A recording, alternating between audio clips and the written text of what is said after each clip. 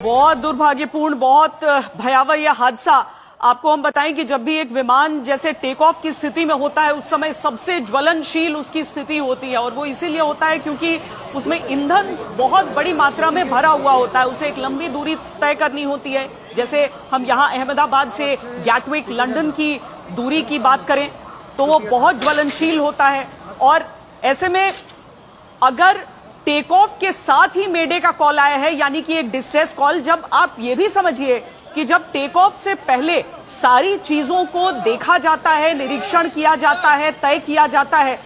यहां पर हम आपको ये भी बता दें कि कई तस्वीरें आपको मुमकिन है विचलित कर सकें, क्योंकि ये सीधी तस्वीरें हम आपको दिखा रहे हैं जो आ रही हैं। हम जल्दी से जल्दी ये तस्वीरें ब्लर करके आपके सामने रखेंगे, क्योंकि ये जिस तरीके से यहां पर 242 लोगों के साथ एक विमान दुर्घटनाग्रस्त हुआ है और एक आग के गोले में बदल गया है, आप समझ सकते हैं कि वहां से जिन्हें निकाला जा रहा है वो किस स्थिति में इस समय होंगे। राहत बचाव का काम जारी है। हर एक व्यक्ति ये दुआ कर रहा है, ये प्रार्थना कर रहा है कि कम से कम क्षति हुई हो, लेकिन आशंकाओं के बादल ज्यादा के लिए घिरते हैं। आप देख रहे हैं वहां पर बड़ी संख्या में जो सुरक्षा कर्मी हैं, जो राहत कर्मी हैं, वो सब वहां पर आ चुके हैं, वो सब वहां पर मौजूद हैं। और यही कोशिश में, इसी कोशिश में अतुल, कि कोई वहां पर फंसा ना हो। अगर घायल हैं तो जल्द से जल्द उन्हें निकाल लें, और जल्दी से जल्दी इन सब लोगों की वहां पर तैनाती हो गई है। 1:39 पर बताया जा रहा है अतुल कि ये टेक ऑफ था।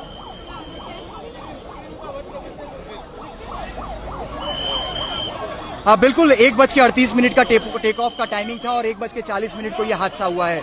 सिर्फ 2 मिनट प्लेन को टेक ऑफ हुआ था और 2 मिनट में ही ये प्लेन जो है वो क्रैश हो जाता है। आप तस्वीरों में फिलहाल देख रहे हैं बीएसएफ के जो जवान हैं वो फिलहाल कुछ जो घायल हैं उन्हें स्ट्रेचर में लेकर बाहर की तरफ आते हुए तस्वीरों में भी दिखाई दे रहे हैं। काफी डरावने और बेहद कह सकते हैं कि डरावनी तस्वीरें जो हैं वो सामने आ रही है। लगातार पुलिस प्रशासन यहाँ से लोगों को दूर हटाने की कोशिश कर रहा है, क्योंकि 242 जितने जो पैसेंजर्स हैं वो सवार थे इस प्लेन के अंदर। लंदन के मुसाफिर इस प्लेन के अंदर सवार थे। एयर इंडिया की ये फ्लाइट थी और अहमदाबाद एयरपोर्ट के बिल्कुल पीछे की तरफ, यानी कि मेघानी नगर का ये इलाका है, और जो इमारत के पास जहां पे ये प्लेन क्रैश हुआ है उस इमारत को भी मैं दिखाने की कोशिश करूंगा।